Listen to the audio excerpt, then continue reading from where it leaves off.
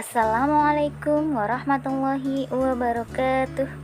Selamat pagi anak-anakku kelas 3. Apa kabar kalian? Semoga kabar kalian selalu sehat dan semangat dalam belajar ya.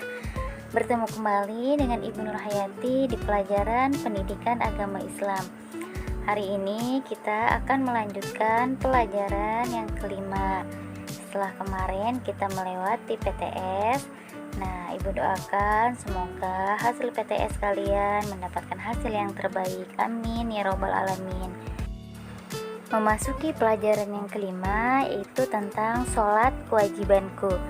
Nah, di sini Ibu akan membahas beberapa poin tentang sholat kewajibanku, yaitu pertama, makna sholat, kemudian hikmahnya sholat, dan ketiga yaitu yang terakhir yaitu tata cara gerakan sholat. Makna sholat. Tahukah kamu apa arti sholat? Nah, sholat menurut bahasa artinya doa. Nah, sholat ini menurut istilah syara artinya ibadah yang terdiri dari beberapa perbuatan tertentu dan perkataan tertentu yang dimulai dengan takbir dan diakhiri dengan salam menurut cara-cara dan syarat serta rukun yang telah ditentukan oleh syara. Nah, salat ini merupakan rukun Islam yang kedua. Nah, salat ini merupakan bentuk ibadah kepada Allah. Manusia wajib beribadah kepada Allah. Nah, melaksanakan salat fardu merupakan bentuk ketaatan seorang muslim kepada Allah. Salat fardu adalah salat yang jika dilaksanakan mendapat pahala dan jika ditinggalkan mendapat dosa. Salat fardu ada 5 waktu. Pertama, sholat subuh. Kedua, sholat zuhur. Ketiga, sholat asar. Yang keempat, sholat maghrib. Dan yang kelima, sholat isya. Di sini ada sholat berjamaah. Nah, sholat wajib 5 waktu dapat dilakukan secara sendiri ataupun berjamaah, baik di rumah maupun di masjid atau musola sekitar rumah. Akan tetapi, sholat wajib 5 waktu lebih baik dilakukan secara berjamaah di masjid ataupun di musola. Nah, karena orang yang melakukan sholat wajib 5 waktu dengan berjamaah akan dilimpahi pahala 27 kali lipat oleh Allah SWT dari sholat yang sendiri. Nah, sholat berjamaah ini dilakukan secara bersama-sama. Sholat berjamaah dilakukan oleh minimal 2 orang dan maksimalnya tak terbatas. Nah, dengan salah seorang menjadi imam atau pemimpin sholat dan yang lainnya menjadi makmum. Kalian juga pasti pernah melaksanakan sholat berjamaah ya, baik itu di sekolah, di rumah, di masjid ataupun di musola. Baik anak-anak, di sini ada hikmah ibadah sholat. Nah, sholat ini memiliki hikmah yang luar biasa dan sangat besar jika kita melaksanakannya. Nah, di sini ada beberapa hikmah sholat ya. Yang pertama, selalu ingat kepada Allah. Yang kedua, melatih ketaatan dan kedisiplinan. Yang ketiga, melatih kepercayaan dan juga kejujuran. Dan sedangkan yang keempat, menghindarkan diri dari perbuatan maksiat. Yang kelima, melatih diri untuk menjaga kebersihan dan juga kesucian.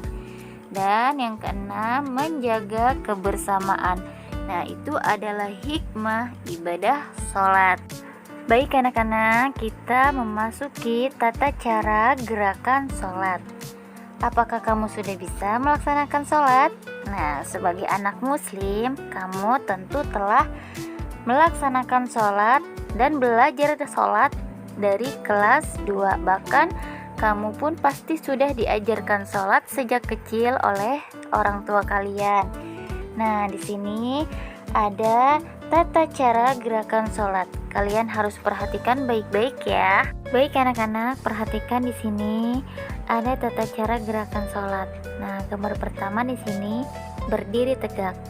Berdiri tegak di sini adalah posisi badan menghadap kiblat dan sambil membaca niat sholat. Gambar yang kedua di sini ada takbiratul ihram. mengangkat kedua tangan. Bagi laki-laki setinggi bahu, sedangkan bagi perempuan setinggi dada sambil membaca takbir Allahu Akbar. Gambar selanjutnya di sini bersedekap. Nah, gerakannya tangan dilipat di atas pusar, tangan kanan pegang pergelangan tangan kiri sambil membaca doa iftitah, surat Al-Fatihah dan surat pendek Al-Qur'an. Kemudian gambar selanjutnya di sini ada ruku. Nah, ruku itu membukukan badan. Kedua tangan memegang lutut sambil ditekan dan sambil membaca doa ruku. Selanjutnya di sini ada i'tidal. Gerakannya yaitu bangkit dari ruku dan kembali berdiri tegak sambil membaca doa tasmik dan i'tidal. Gambar selanjutnya ada sujud. Nah, sujud ini adalah menempatkan wajah ke tempat sujud. Nah, dahi mulai hidung, telapak tangan, lutut, dan jari-jari kaki harus menyentuh lantai ataupun sajadah. Selanjutnya ada duduk antara dua sujud atau disebut iftirosh. Nah, duduk dengan cara telapak kaki kiri diduduki, telapak kaki kanan berdiri tegak, jari kaki menekan lantai sambil membaca doa duduk antara dua sujud. Dan kemudian duduk tasyahud awal. Gerakannya sama seperti duduk iftirosh, membaca lafal tasyahud awal dan selawat Nabi Muhammad SAW. Kemudian di sini ada gambar duduk tasyahud akhir. Perhatikan, duduk tasyahud akhir yaitu duduk dengan telapak kaki kiri dijulurkan di bawah kaki kanan dan mengarah ke belakang. Telapak kaki kanan berdiri tegak, jari menekan ke lantai sambil membaca doa tasyahud akhir, selawat Nabi Muhammad dan selawat Nabi Ibrahim. Dan kemudian salam. Salam gerakannya menoleh ke kanan terlebih dahulu dan kemudian ke kiri sambil membaca salam. Nah, tadi adalah beberapa gerakan sholat, dimulai dari berdiri tegak, membaca takbir sampai diakhiri dengan salam. Nah, setelah sholat selesai, kita jangan langsung bergegas bangkit dari tempat duduk ya. Alangkah baiknya kita sehabis sholat kita berzikir terlebih dahulu. Setelah berzikir, kita kemudian berdoa, memohon, bermunajat kepada Allah dengan sesuatu hal yang baik ya. Nah, nanti kalian praktekkan di rumah tata cara gerakan sholat sesuai yang gambar di sini ya. Nanti kirim ke Ibu Nur. Alhamdulillahirabbil alamin. Cukup sampai di sini materi kita hari ini di pelajaran yang kelima. Nah, Ibu akhiri. Assalamualaikum warahmatullahi wabarakatuh.